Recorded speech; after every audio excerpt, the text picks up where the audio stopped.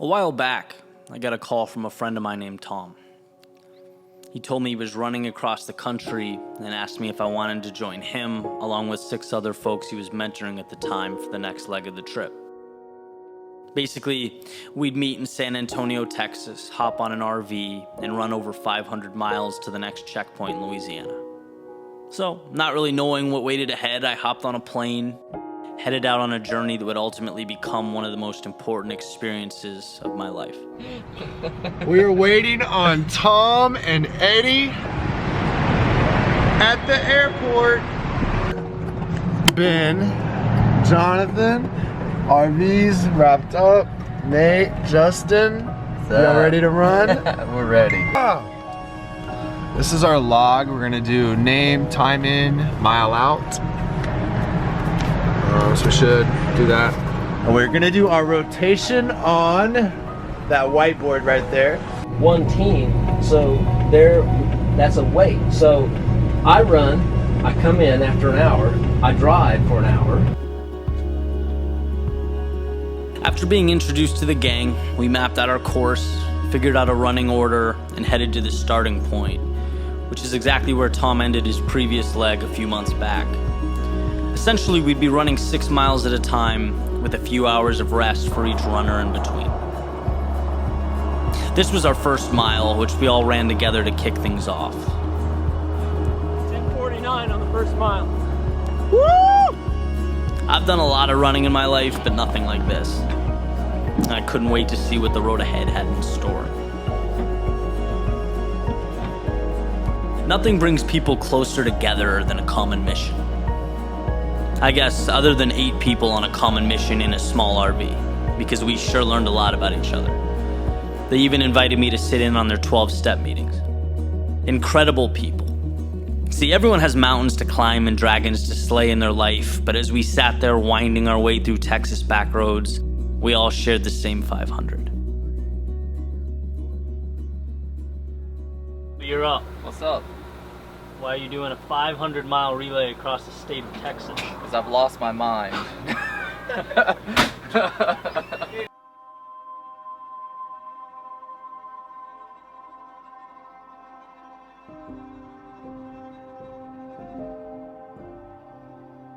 In 6-mile intervals, we ran. Through sun and rain, day and night.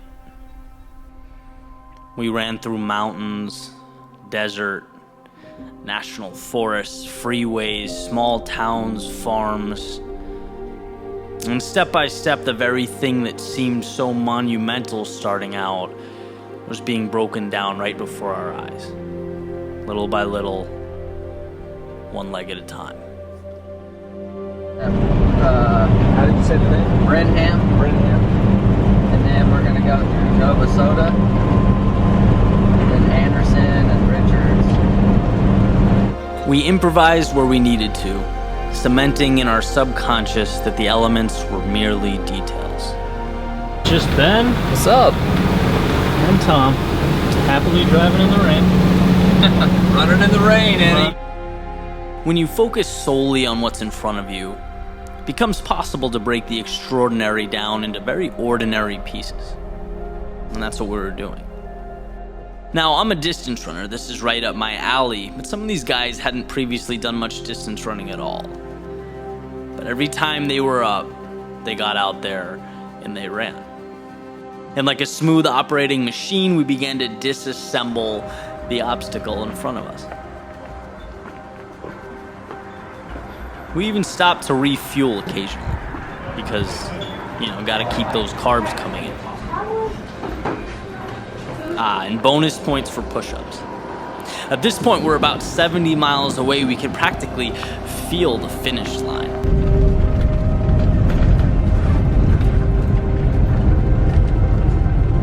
It's often the point you're closest that you most want to throw the towel, that you feel the most worn down, and we were certainly exhausted. All right, so far so good. Checking in. Yeah. This is the most I ever ran.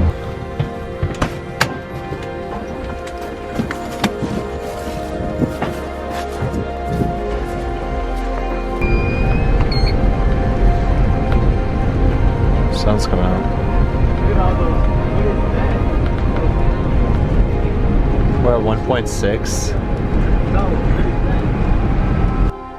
I think adrenaline carried us through the last few miles, and ultimately we got to our spot in Louisiana. I'd run over 100 miles and was pretty low on sleep. We all were. But the excitement, the anticipation was to the point where you don't really feel anything but good. And we knew we just accomplished something incredible. Unfortunately, the celebration didn't last long. I got a call a few days later that Ben had relapsed and passed away. And I couldn't think about anything but how quickly things change. You know, here's someone that was so determined to finish, someone so excited about the future, so hopeful, such a beautiful soul, and now he was gone. I was going through some old footage the other day and was thinking about how much I'd love to let him know the impact he made in my life in such a short time. Something that will stretch far beyond 500 miles. See, for me, this trip wasn't about checking a box. It was about accomplishing something larger than life with a group of guys committed to putting tomorrow behind them and focusing on the beauty ahead. And I'm forever grateful to have been a part of it. For Ben, here's to the next 500.